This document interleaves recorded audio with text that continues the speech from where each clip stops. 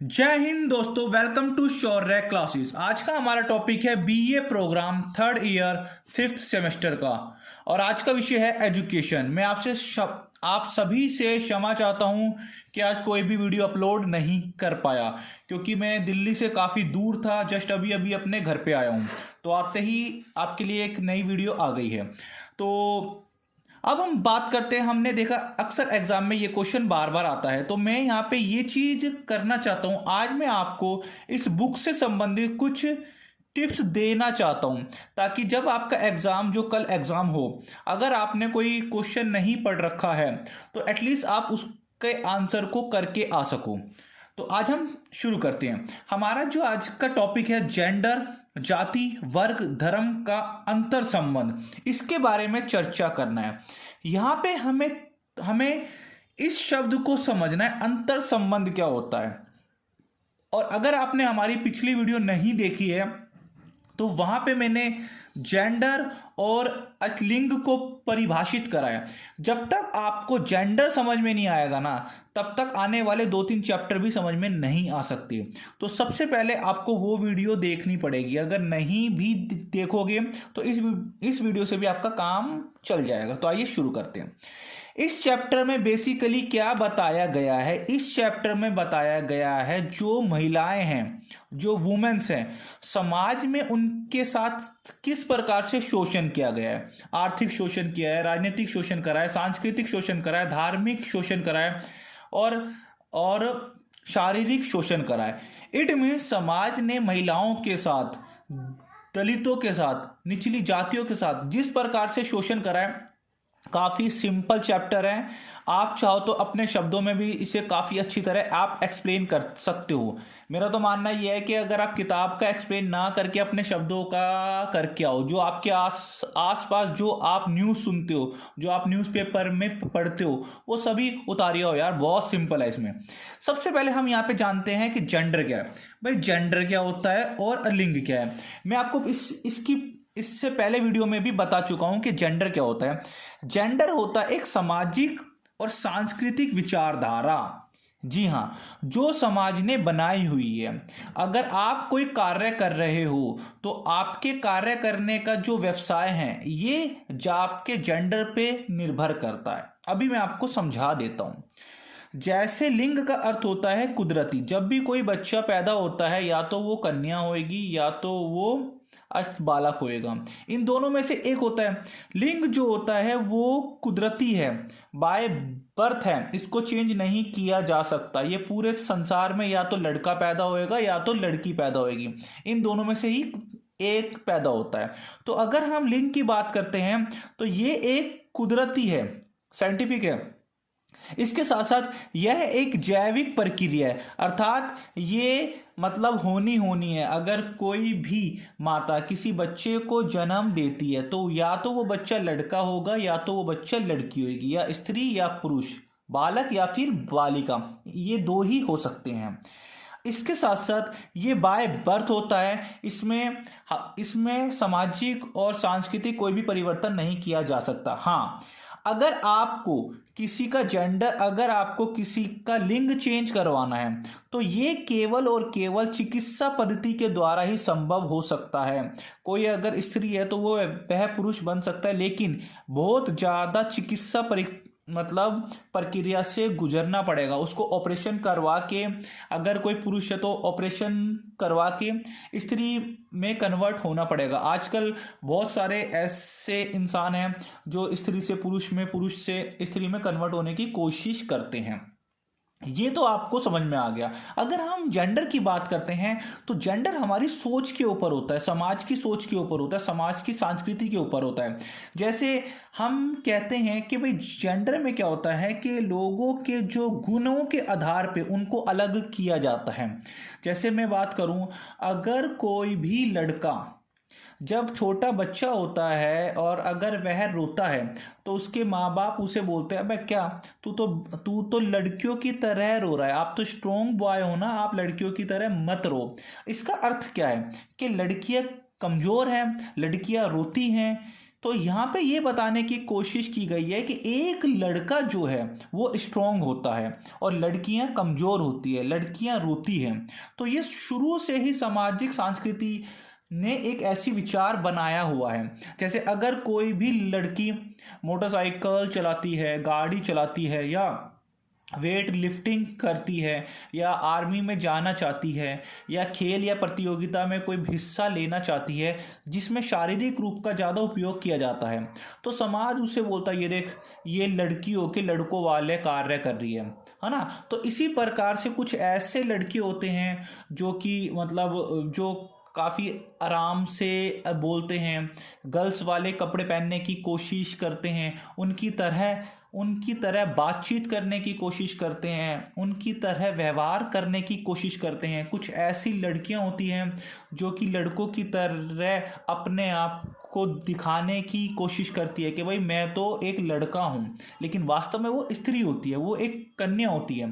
तो ये जो होता है ना, ये एक जेंडर होता है। जेंडर वो होता है कि जो एक इंसान है उसने अपने आप को क्या स्वीकार किया है। अगर वो लड़का है और उसने अपने आप को लड़का स्वीकार किया है तो वो यहाँ पे आ जाता है। अगर वो लड़का है लेकिन लड़की होने की कोशिश कर रहा है तो समाज उसको भिन्न भिन्न प्रकार से उसका शोषण करने की कोशिश करते हैं। इसी के साथ ही साथ यहाँ पे ये बताया हुआ है कि जो जेंडर की उत्पत्ति हुई है ना, वो सामाजिक और सांस्कृतिक कारणों से हुई है। बच्चा जब पैदा होता है तो पैदा होने के बाद ही उनको माँ बाप के थ्रू, परिवार के थ्रू, स्कूलों के माध्यम से, फ्रेंड्स के माध्यम से उनको अलग अलग कर दिया जाता है। जब कोई छोटा बच्चा होता है तो छोटे बच्चों के बाल, जो बॉय होते हैं उनके बाल छोटे कर देते हैं, बड़ी जो लड़कियाँ उनके बाल बड़े करते हैं। इसी प्रकार से छोटे बच्चों को शुरू से ही बोलते हो हैं आप तो स्ट्रॉन्ग, आप तो बॉय हो, आप गर्ल्स की तरह मत रो, ये सब चीज़ें। इवन जो बॉयज होते हैं छोटे, उनको जो खिलौने दिए जाते हैं वो गर्ल्स से हटके होते हैं, क्योंकि गर्ल्स के जो खिलौने होते हैं वो जैसे गुड्डा, गुड़िया, ये सब गर्ल्स को दिए जाते हैं। लेकिन जो बॉयज़ होते हैं वो ऊट पटांग खिलौनों से खेलते हैं, जैसे बंदूकों से या फिर गन से या मोटरसाइकिल से या फिर गाड़ियों से, इन सब चीज़ों से खेलना पसंद करते हैं। इसी प्रकार से बॉयज़ के जो उनके कपड़े होते हैं वो ब्लैक, वाइट, ब्लू ये सब होते हैं। लेकिन गर्ल्स के ज़्यादातर कपड़े पिंक और स्काई ब्लू देखने को मिलते हैं। अर्थात कपड़ों के आधार पे भी, खिलौनों के आधार पे भी, सोच के आधार पे भी उनको वर्गीकृत कर दिया। इसी के साथ साथ माता पिता ये बोलते हैं अगर कोई उनका पुत्र है तो वो मतलब पुत्रों के साथ मतलब और फ्रेंड्स के साथ खेलने की अनुमति दे देते हैं। लेकिन अगर वो लड़की है, अगर वो कन्याएं हैं तो उनको लड़कों के साथ खेलने की अनुमति नहीं देते। जैसे आपके ही घर में, हमारे ही घर में है, अगर लड़का रात को 10-11 बजे अपने फ्रेंड के बर्थडे पार्टी से आए तो फैमिली इतना नहीं पूछती। लेकिन अगर लड़की आए और अब तक थी कहाँ, आई क्यों नहीं, जाने की कोई ज़रूरत नहीं है, या फिर इस प्रकार की पाबंदियाँ। तो ये जो जेंडर होता है ना, तो जेंडर एक प्रकार से सामाजिक सोच को प्रकट करता है। शायद अब आपको समझ में आ रहा है। इससे अच्छी तरह मैंने एक्सप्लेन करा है इससे पहले वाली वीडियो में। अगर आपने वो नहीं देखा है तो आप प्लीज़ वहाँ पे जाइए और उस वीडियो को एक बार देखिए। इसी के साथ साथ जेंडर बदला जा सकता है। अगर कोई लड़का है और स्त्री जैसा व्यवहार करने की कोशिश करता है तो उसको एडवाइस के थ्रू, उसकी वो क्या बोलते हैं उसे, उसको गाइड के थ्रू हम उसके विचारों में परिवर्तन कर सकते हैं, हम उसके व्यवहार में परिवर्तन करने की कोशिश कर सकते हैं। तो इस पे मैं ज़्यादा बात नहीं करना चाहता क्योंकि पहले ये मैंने एक्सप्लेन किया हुआ है दूसरी वीडियो में। अब हम बात करते हैं जेंडर का विकास। भाई जेंडर का विकास हमें शुरू से, जब बच्चा पैदा होता है उसके बाद सबसे पहले परिवार से होता है, फिर स्कूलों से होता है, फिर घर से फिर उन मित्र से होता है, फिर समाज से होता है, जो मैं आपको बता चुका हूँ।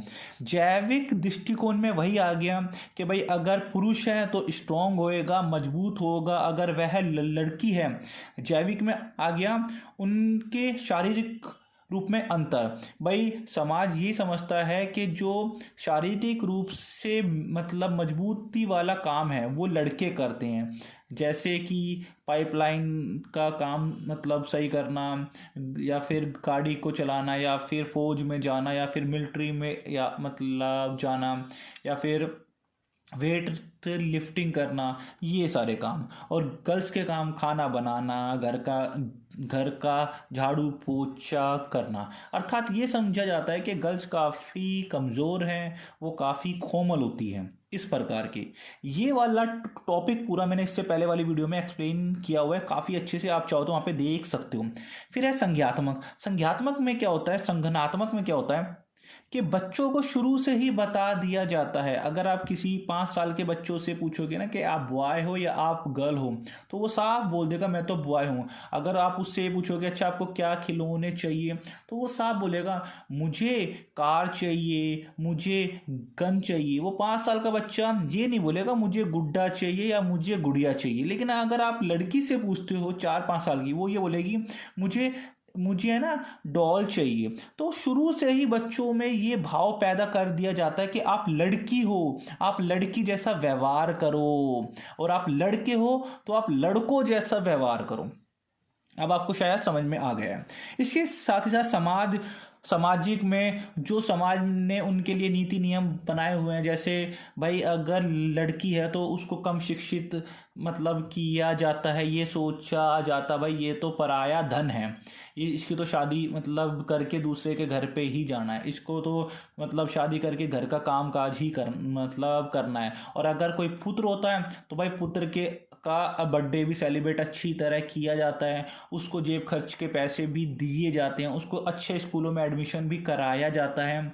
इवन अगर वो अपने फ्रेंड के घर पे रुकता भी है तो कोई आपत्ति नहीं आती, यहाँ तक कि आर्थिक रूप से भी उसको मदद दी जाती है।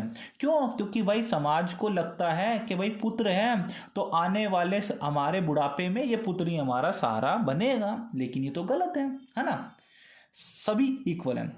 तो बहु परिप्रेक्ष्य, जैसे बहु परिप्रेक्ष्य में आ गया समाज हो गया, इंटरनेट है, वीडियो है, मीडिया है, मूवीज़ हैं कि भाई औरतें कमज़ोर है। अगर आपको वीडियो समझ में आए तो प्लीज़ कमेंट करके ज़रूर बताइएगा, आपके कमेंट हमारे लिए मोटिवेशन का कार्य करते हैं। और अगर आपको अच्छा लगे तो प्लीज़ लाइक ज़रूर कर दिया करो यार। अब हम बात करते हैं मेन क्या है, अंतर संबंध क्या होता है। इस चैप्टर को काफ़ी घुमा फिरा के बताने की कोशिश की गई और मतलब अपने शब्दों में उतार दो, पर क्या कर सकते हैं हम, कुछ किताबी शब्द तो लिखने ही पड़ेंगे। अगर समय होता ना तो बहुत अच्छी तरह एक्सप्लेन कर सकता था मैं आपको यह चैप्टर, इसके आने वाले और भी चैप्टर, पर क्या ही कर सकते हैं, हर एक काम बहुत जरूरी होता है। अंतर संबंध, भाई अंतर संबंध का क्या अर्थ है, आपका चैप्टर में यही है, आपका चैप्टर है जेंडर, जाति, वर्ग, धर्म का अंतर संबंध। अंतर संबंध क्या होता है? अंतर संबंध को हम इंग्लिश में कहते हैं इंटरसेक्शनलिटी। मतलब जैसे एक व्यक्ति है वो एक से अधिक पहचान है। अब यहाँ पे जितनी भी मैं बातें करूँगा वो बेसिकली बातें मैं वुमेन्स की करूँगा, महिलाओं की करूँगा, तो आप कंफ्यूज मत हो जाना कि भैया सर किसकी बातें कर रहे हैं। जैसे कि अंतर संबंध होता है कि एक व्यक्ति की एक से अधिक पहचान होना। जी हाँ, अभी आपको समझ में आ जाएगा। जैसे अगर कोई महिला है तो उसकी सामाजिक पहचान भी होएगी, उसकी आर्थिक पहचान भी होएगी, उसकी धार्मिक पहचान भी होएगी और उसकी जेंडर पहचान भी होएगी। सब समझ में आ जाएगा अभी आपको। जैसे एक महिला है, महिला का अगर वह महिला एक चिकित्सक है, एक डॉक्टर है, तो उसका पेशा क्या है? पेशे से वो एक डॉक्टर है। आम लोगों के लिए वो एक डॉक्टर है। एक इट मीन्स वो आर्थिक रूप से कार्य करते हैं, आर्थिक रूप से मजबूत है और एक पढ़ी लिखी है। समाज उसे रिस्पेक्ट प्रदान कर रहा है, पढ़ी लिखी है और पैसा कमा रही है। ठीक है जी। लेकिन डॉक्टर होने के नाते नाते वह किसी की पत्नी भी है, वाइफ भी है। अगर पत्नी है तो उस महिला के साथ घरेलू हिंसा का देखने को मिलती है। अगर वह महिला डॉक्टर है तो आपने देखा होगा कि कुछ ऐसे पुरुष होते हैं जो कि महिला डॉक्टर के साथ बदतमीजी करते हैं। अगर उसके अवज में कोई पुरुष डॉक्टर हो, उन पुरुषों की हिम्मत नहीं होती कि पुरुष डॉक्टर से बदतमीजी करे, लेकिन महिला डॉक्टर से ऊट पटांग बातें करने की कोशिश करते हैं। इट मीन्स यहाँ पे पुरुषों की एक मानसिक सोच को दर्शाया गया है कि उनको हर जगह सिर्फ शोषण ही शोषण दिखाई दे रहा है कि महिलाओं का, चाहे आर्थिक रूप से हो, क्या राजनीतिक रूप से हो, क्या सांस्कृतिक रूप से, क्या धार्मिक रूप से, चाहे शारीरिक रूप से, बस शोषण करते चले आओ। इसी के बाद अगर वह महिला एक चिकित्सक है, डॉक्टर है, घर में वह एक पत्नी का रोल अदा करती है और समाज में महिला का रोल अदा करती है, भाई सामाजिक व्यवहार है, उसको किसी पार्टी में जाना होगा तो भाई साड़ी पहन के जाना पड़ेगा, पल्लू करके जाना पड़ेगा, रीति रिवाज को फॉलो करना होगा, पति के साथ ही मतलब जाना होगा, इत्यादि इत्यादि। और अन्य तो जैसे है ही, जैसे एक माँ होगी, एक मौसी होगी, एक बहन होगी, एक चाची होगी, मतलब इस प्रकार से काफ़ी सिंपल है। मेरा मानना था सिर्फ आपको ये शब्द समझाना था। अंतर संबंध होता है कि एक ऐसा व्यक्ति जो कि जिसकी भूमिका एक से अधिक हो, ऐसा कोई भी व्यक्ति नहीं है जो सिर्फ सिंगल रहे। अगर एक इंसान है तो वो किसी का पापा भी होएगा, वो किसी का बेटा भी होएगा, वो किसी का भाई भी होएगा, वह किसी का चाचा भी होएगा, वह किसी का ताऊ भी होएगा, और वह किसी का मामा भी होएगा, वह किसी का फूफा भी होएगा। उसी प्रकार से यहाँ पे महिला का बताया हुआ है कि एक महिला एक से ज़्यादा किरदार को निभाती है। अब हम बात करते हैं जाति की। भाई जाति क्या होती है? जाति का अर्थ जो आजकल हम समझते हैं, जाति क्या होता है, अगर हम इतिहास की बात करें तो वर्ण व्यवस्था के बाद जाति की उत्पत्ति हुई। अगर हम वैदिक काल की बात करें, वैदिक काल, ये थोड़ा हिस्ट्री का दूसरा टॉपिक हो जाएगा, इसलिए मैं यहाँ पे इसको ज़्यादा एक्सप्लेन नहीं करूँगा, इतना करूँगा कि आपको समझ में आ जाए। वर्ण व्यवस्था के बाद जाति की उत्पत्ति हुई है। अब भैया वर्ण व्यवस्था क्या है? आज से लगभग 3,500 साल पहले के आसपास, आज से लगभग 3,500 मतलब ईसा पूर्व 1500 के आसपास, जो वैदिक काल था ना, वैदिक काल में बताया गया था कि जो ब्राह्मण समाज में 4 वर्ण हैं, मतलब मनुस्मृति में बताया गया है कि जो ब्राह्मण, क्षत्रिय, वैश्य, शूद्र के ब्रह्मा जी से, मतलब ब्रह्मा जी के मुख से ब्राह्मणों की उत्पत्ति हुई, उनके मुंह से। ब्रह्मा जी के हाथों से क्षत्रियों की उत्पत्ति हुई, ब्रह्मा जी की जांग से वैश्य की उत्पत्ति हुई, और ब्रह्मा जी के पैरों से शूद्रों की उत्पत्ति हुई। ये मनुस्मृति में बताया गया है। ठीक है जी। वर्ण क्या है? वर्ण का अर्थ होता है 4 वर्ण थे कि समाज में सिर्फ यही 4 वर्ण होंगे, अर्थात ब्राह्मण जो होता था वो सबसे ऊपरी वर्ग का होता, सबसे ऊंची जो कास्ट होती थी वो ब्राह्मण होती थी, और सबसे निचली कास्ट होती थी शूद्र। तो ब्राह्मण का कार्य होता था पूजा पाठ करना, हवन करना, यज्ञ करना, राजाओं को शिक्षा देना। ठीक है जी, जो कि समाज में सबसे ऊपर माने जाते थे। क्षत्रियों का काम होता था युद्ध करना, अपनी प्रजा की रक्षा करना, और दूसरे जो राज्य उन पे आक्रमण करना। ठीक है जी, क्षत्रियों का भी हो गया, मतलब इसमें आ जाते हैं राजा। वैश्य का काम होता था व्यापार करना, एक राज्य से कोई सामान खरीदा, दूसरे पे जाके बेच दिया, एक प्रकार बिजनेसमैन होते थे। शूद्र का अर्थ होता था श्रम, मतलब अपने शारीरिक रूप से जो श्रम, जो मेहनत ज़्यादा करता है। ज़्यादातर ये किसान होते थे और तीनों वर्गों की सेवा भी करते थे। तो ये थी वर्ण की उत्पत्ति। लेकिन वर्ण व्यवस्था के बाद समाज में धीरे धीरे जाति व्यवस्था का रूप अंगीकृत कर दिया। ये जाति व्यवस्था क्या है भाई? जब किसी ब्राह्मण की पुत्री ने शूद्र के पुत्र से शादी कर ली, या तो समाज ने उसे बहिष्कार कर दिया, या इनकी और इनके द्वारा शादी होगी, या इसके साथ शादी, इसके साथ। तो धीरे धीरे ऐसे 4 वर्ण व्यवस्था धीरे धीरे उप जातियों में कन्वर्ट होनी शुरू होगी। और इसीलिए जो जाति, वैसे जाति शब्द होता है एक ऐसे निश्चित क्षेत्र, एक ऐसी व्यवस्था जहाँ पे एक सी भाषा बोली जाए, एक सा खान पान किया जाए, एक से रीति रिवाजों को मनाया जाए, वो एक जाति के अंतर्गत आते हैं। परंतु जाति का यहाँ पे जो आपकी बुक में है वो 4 वर्णों की उत्पत्ति से बताया हुआ है, लेकिन यहाँ ब्राह्मणवाद को आपको समझना है। अब हम आगे चलते हैं। तो भाई अब यहाँ पे बताया हुआ है भाई, समाज सुधारकों की आवाज। इन जाति व्यवस्था के द्वारा समाज में जो ब्राह्मणों ने अपने फायदे के लिए 4 वर्णों की उत्पत्ति कर दी, ब्राह्मण, क्षत्रिय, वैश्य, शूद्र।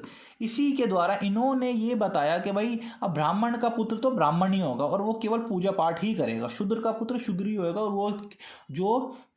वो सिर्फ श्रम वाले कार्य करेगा, श्रम। तो समय समय पर हमने देखा आज भी बहुत से भारत में ऐसे ऐसे गांव हैं जहां छुआछूत देखने को मिलता है, जहां ऊंच नीच देखने को मिलती है। आज़ादी से पहले और आज़ादी के बाद भी ऐसे बहुत सारे समाज सुधारक हुए जिन्होंने समाज में जो जातीय असमानता थी उनको हटाने की कोशिश की है। अब यहाँ पे जितनी भी बातें मैं करूँगा वो सारी और सारी महिलाओं के लिए होगी और निम्न जातियों की महिलाओं के लिए। इसके साथ साथ समाज सुधारकों की आवाज। अब भाई समाज में समय समय पे कुछ ऐसे नारीवाद भी आए, नारीवाद विचारधारा वाले लोग आए। अब नारीवाद विचारधारा होती क्या है? नारीवादी विचारधारा एक ऐसे लोगों को कहा जाता है जो कि नारियों की, महिलाओं की प्रॉब्लम को उठाते हैं समय समय पे और उनके समाधान के लिए वह कोशिश करते हैं। तो ऐसे लोगों को नारीवादी विचारधारा वाले लोग कहा जाता है। हम यहाँ पे कह सकते हैं कि सावित्रीबाई फुले जो कि पेशे से एक सामाजिक कार्यकर्ता थी, एक शिक्षावादी थी और उन्होंने ये कहा है जो समाज में जाति व्यवस्था फैली हुई है, मतलब ब्राह्मण, क्षत्रिय, वैश्य, शूद्र फैला हुआ है, समाज में जो पितृसत्ता फैली हुई है, मतलब पिता का जो पुरुष है उसी का ही पूरे परिवार पे अधिकार होता है, उसी का ही अपनी स्त्री पे, अपने बच्चियों पे अधिकार होता है। अर्थात पुत्र ही, अगर जो पिता है उसके बाद पुत्र ही, समाज में सिर्फ एक पुरुष का ही अधिकार है। इसके बाद उन्होंने ये कहा है जो समाज में महिलाओं के साथ शोषण हो रहा है कि आर्थिक, राजनीतिक, सांस्कृतिक, सामाजिक, धार्मिक, आप कुछ भी उतार सकते हो उसमें, इनके लिए इन्होंने आवाज उठाई। इसी प्रकार से ईवी रामास्वामी, जिनको पेरियार के नाम से जाना जाता है, उन्होंने निम्न जाति की महिलाओं के लिए आवाज उठाई, उनके अधिकारों के बारे में आवाज उठाई, उनकी शिक्षा के बारे में आवाज़ उठाई। ये तो आप सब पॉइंटों में कर सकते हो कि इन्होंने उनके एजुकेशन के लिए, सामाजिक स्थिति के लिए, जाति प्रथा के लिए, निम्न जातियों की महिलाओं के लिए आवाज़। और इनसे तो हम सभी रूबरू हैं। डॉक्टर भीमराव अंबेडकर, इन्होंने भी दलित वर्गों के लिए, महिलाओं के लिए, पिछड़ी जातियों के लिए आवाज़ उठाई। इन सभी का, इनके अलावा आप और भी डाल सकते हो, वो आपकी सोच के ऊपर है। इनका मेन उद्देश्य था जो समाज में ब्राह्मणवाद है ना भाई, ये जाति व्यवस्था में महिलाओं के साथ जो शोषण हो रहा है ये आज का नहीं हो रहा, ये वैदिक काल से है। वैदिक काल उत्तर वैदिक काल से है। क्यों? क्योंकि ब्राह्मण ने अपने फायदे के लिए समाज में 4 वर्णों का विकास कर दिया, उदय कर दिया। और ये ब्राह्मण ने ये बोला कि भाई जैसे जैसे, अब देखो जो शुद्ध वर्ग की महिलाएं हैं, एक तो उसका खुद के द्वारा, उसके पति के द्वारा शोषण हो रहा है, दूसरा समाज के द्वारा भी शोषण हो रहा है। तो इन सभी लोगों ने ब्राह्मणवाद के खिलाफ आवाज उठाई। जो समाज में जाति व्यवस्था फैली हुई है, ज़्यादा नहीं, अब थोड़ा सा हो रहा है। इसके बाद हम बात करते हैं जेंडर और जाति की। जेंडर आपको समझ में आ गया है, जाति अब आपको समझ में आ गया है। जेंडर और जाति का अंतर संबंध में ये बोला हुआ है कि ब्राह्मणवाद ने जो विचारधारा को बनाया था, ब्राह्मण, क्षत्रिय, वैश्य, शूद्र, अर्थात ब्राह्मणों ने आज जो महिलाओं का शोषण हो रहा है वो केवल और केवल ब्राह्मणवाद के द्वारा हो रहा है। क्योंकि ब्राह्मणों ने अपनी पुस्तकों में, ब्राह्मणवाद मतलब 1-2 पुस्तकों में ऐसा है जो आपको आगे पता चल जाएगा, ब्राह्मणों ने पुरुष प्रधान को स्थापित करने के लिए ब्राह्मणवादियों ने क्या करा, मतलब स्त्रियों पे कई ना कई प्रकार की पाबंदियां लगानी शुरू कर दी और समाज पे ब्राह्मणवादियों ने पितृसत्तात्मक का अधिकार कर दिया कि एक पुरुष ही समाज का स्वामी होगा, घर का स्वामी पुरुष ही होगा। ठीक है जी। अब इसमें क्या था, एक दिल्ली यूनिवर्सिटी की एक मैडम है, प्रोफेसर है शर्मिला रेगे, उनको नारीवादी दृष्टिकोण की एक समर्थक हैं। उनका मानना था इन्हीं पितृसत्तात्मक के द्वारा, पुरुषों के द्वारा जो समाज में शोषण हो रहा है वो महिलाओं का कौन सा हो रहा है भाई? आर्थिक शोषण हो रहा है, सामाजिक शोषण हो रहा है, राजनीतिक शोषण हो रहा है, धार्मिक शोषण हो रहा है, सांस्कृतिक शोषण हो रहा है, शारीरिक शोषण हो रहा है। आर्थिक में कैसे कि भाई उनको भाई पुराने समय में खरीदा तथा बेचा जाता था। सामाजिक में कैसे कि समाज में जो भी भाई शुरू से एक जो स्त्री, एक जो कन्या होती है ना, वो एक पुरुष के अधीन होती है। जब कोई बिटिया पैदा होती है तो वो अपने पिता के अधीन होती है। थोड़ी बड़ी होती है तो अपने बड़े भाई या छोटे भाई के अधीन, फिर वह अपने हस्बैंड के अधीन, फिर वो अपने पुत्र के अधीन, और जब वो अंत में वह एक्सपायर भी होती है तो उसको दफनाने वाले या फिर उनको अंतिम संस्कार करने वाले भी पुत्र ही होते हैं, मतलब पुरुष होता है। इसके साथ साथ राजनीतिक अधिकार नहीं दिया जाता। तो मतलब आप इसमें कुछ भी कर सकते हो। धार्मिक में उनके ऊपर अत्याचार किया जाता है, जैसे विवाह संबंधी के भाई, जैसे मनुस्मृति में 8 प्रकार के विवाह था, एक पुरुष एक से अधिक शादियां कर सकता है। और सांस्कृतिक में उनके ऊपर अत्याचार के भाई जो स्त्री होती है वो केवल घरेलू कार्य के लिए है, बड़ी बड़ी कोमल होती हैं, और वह सामाजिक कार्यों में कोई इंटरफेयर नहीं करती।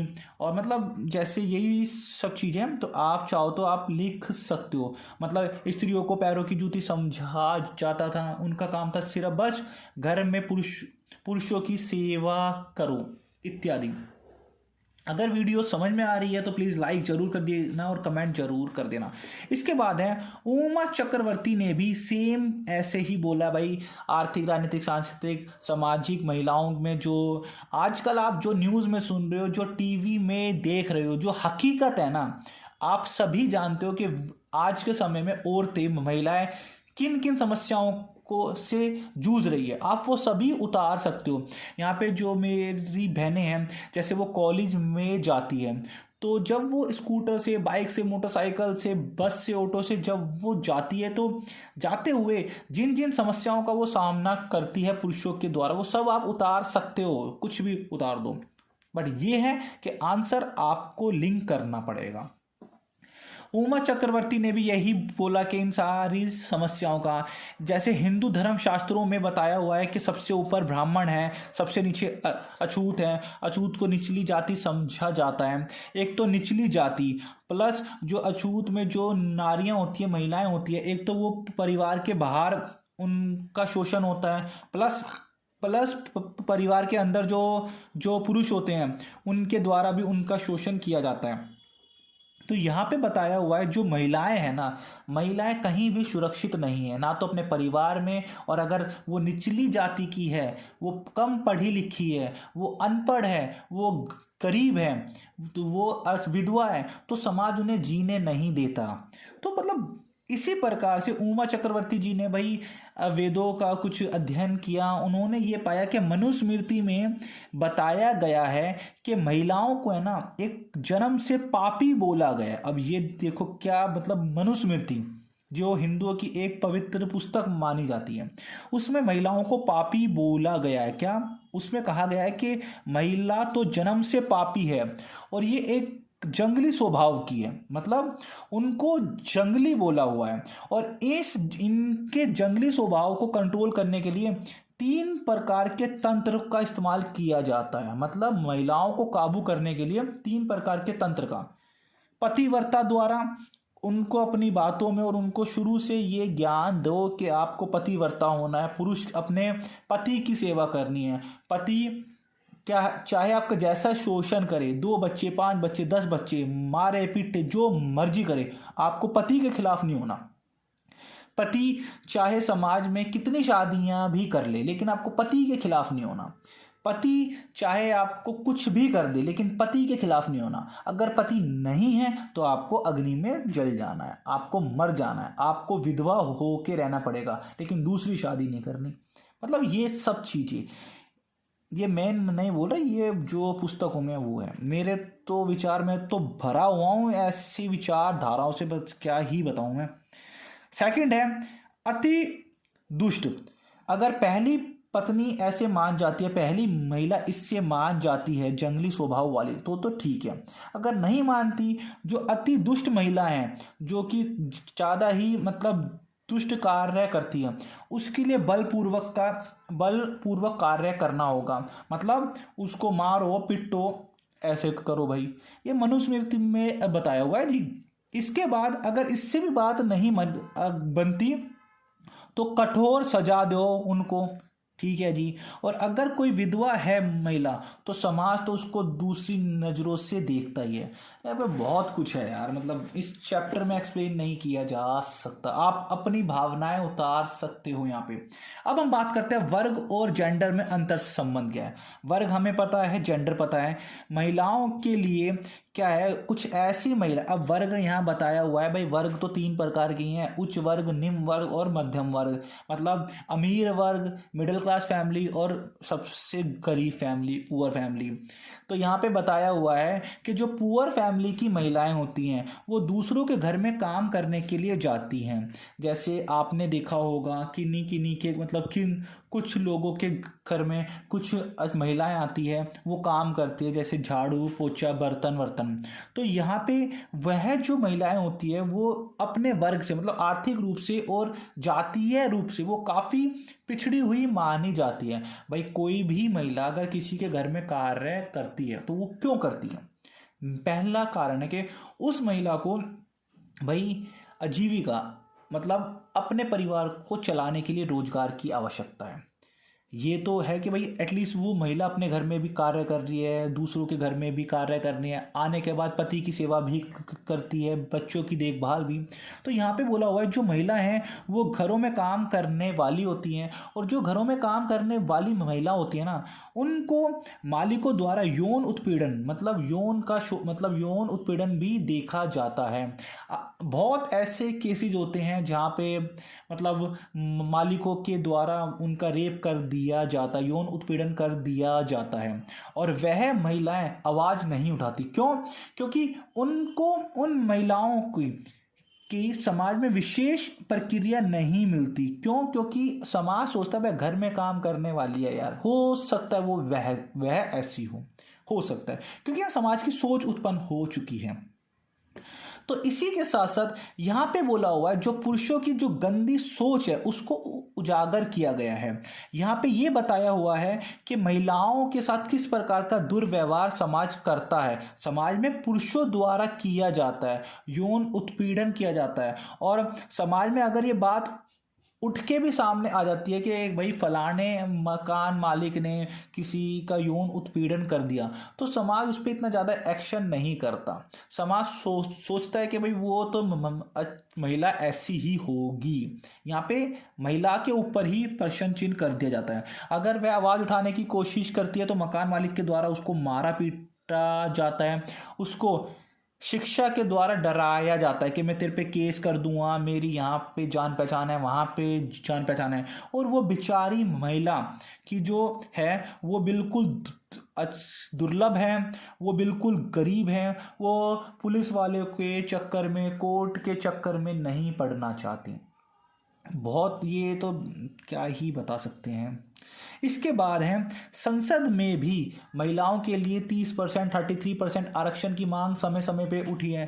भाई अगर महिलाओं को आपने एक समान अधिकार प्रदान किया है तो संविधान में ये बोला हुआ है स्त्री पुरुष एक समान है, आर्टिकल 14 में, ठीक है, आर्टिकल 15 में।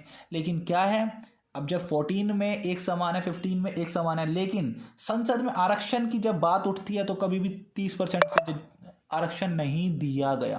तो यहाँ पे यही बताया हुआ है कि महिला अगर अच्छे वर्ग की है, अच्छी पढ़ी लिखी है, तो महिलाओं को चाहिए कि इन महिलाओं की आवाज़ उठाएं। आप सभी ने आसपास देखा होगा महिलाओं का किस प्रकार से शोषण हो रहा है, तो आवाज़ उठाओ अपनी भाइयों और बहनों।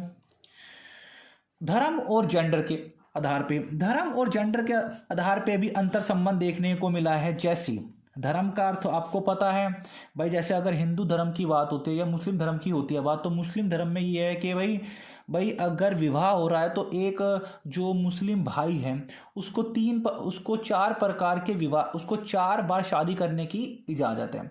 कानूनी रूप से नहीं है, इस्लामिक लॉ के अनुसार, इस्लामिक कानूनी रूप से इस्लाम का जो जो मतलब कानून है, वह एक मुस्लिम भाई 4 बार शादियां कर सकता है।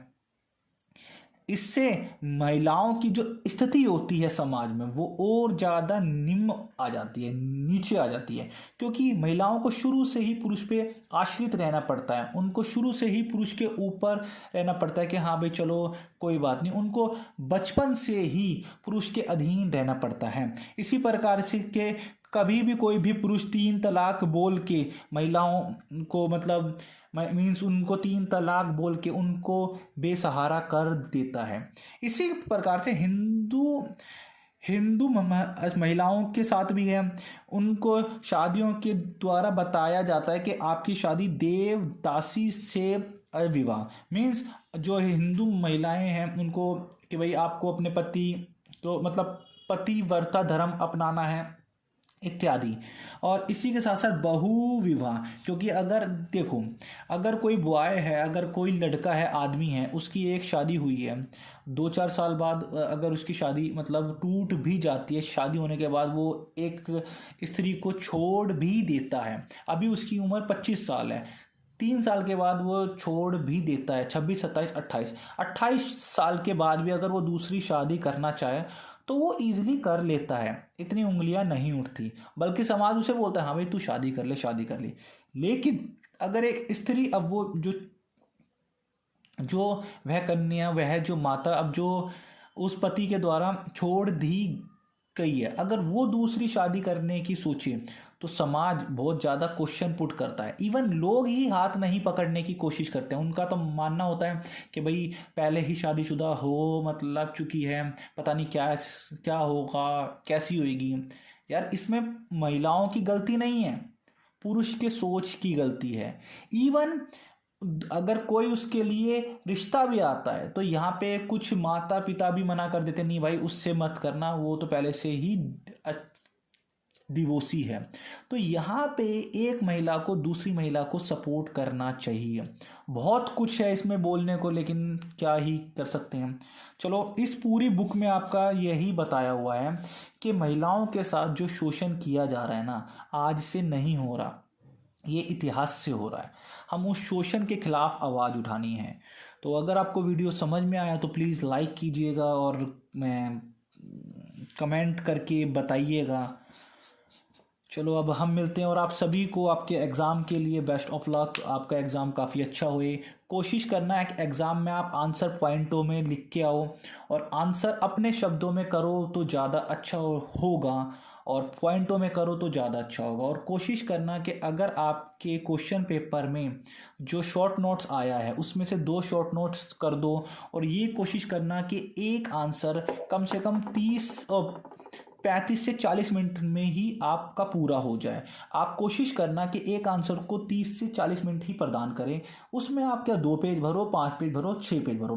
कोशिश करो कि 1 पेज, 2 पेज, 3 पेज और ये 4 पेज, ये ऐसे पेज, ये ऐसे 1 पेज ऐसे अगर आप 4 पेज भरते हो, 1 पेज 2 पेज, तो ऐसे 2 पेज और आप भरते हो ना, तो आपका आंसर सफिशिएंट हो जाएगा। वैसे ये 1 पेज नहीं, ये 1 पेज है, ऐसे आगे पीछे मिला के 1 पेज हो जाएगा। ऐसे अगर आप 4 पेज भरते हो और आंसर पॉइंटों में भी करके आते हो, 10-12 पॉइंट कर देते हो, 15 पॉइंट कर देते हो, 20 पॉइंट कर देते हो, तो आपको काफ़ी अच्छे मार्क्स मिलने की उम्मीद है। अगली वीडियो के लिए जय हिंद, जय भारत।